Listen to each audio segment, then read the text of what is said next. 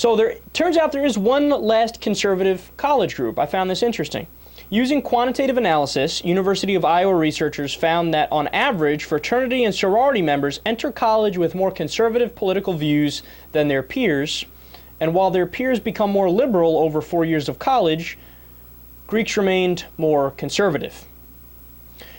So they found that there was merchandise pitched to conservatives like Mitts the Tits t-shirts and back-to-back World War champs, and they sold well in fraternities and sororities, and it's a strong contingent of young people who lean unabashedly right in the fraternities and the sororities.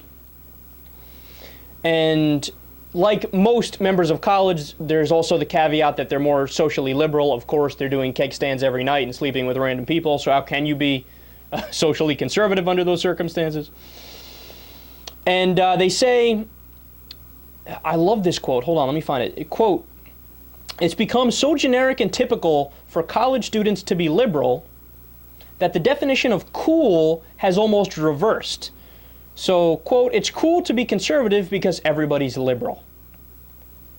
I love that quote because it's so telling. So what they found in the quantitative analysis, and when they interviewed some members of fraternities, that's what they said. They said, look, everybody's liberal. I don't want to be like everybody. I want to be special.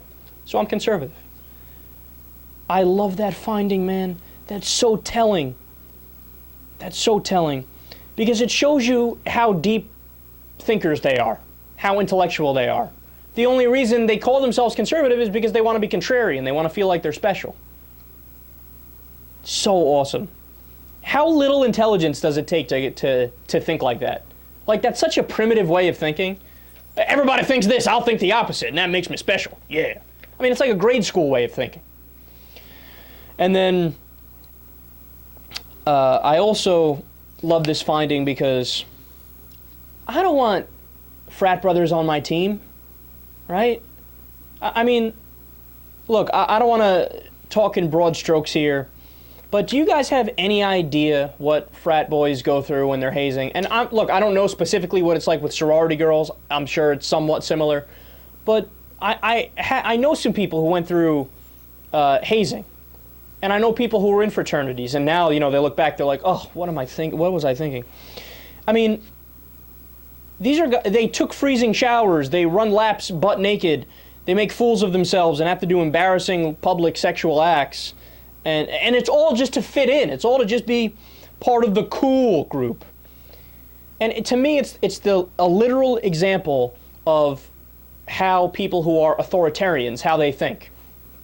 What do my leaders say? I will follow my leaders, right? And to fit in, I will do anything. I'll become a sheep. I'll be a lemming. Whatever you want me to do, I'll do. As long as I fit in.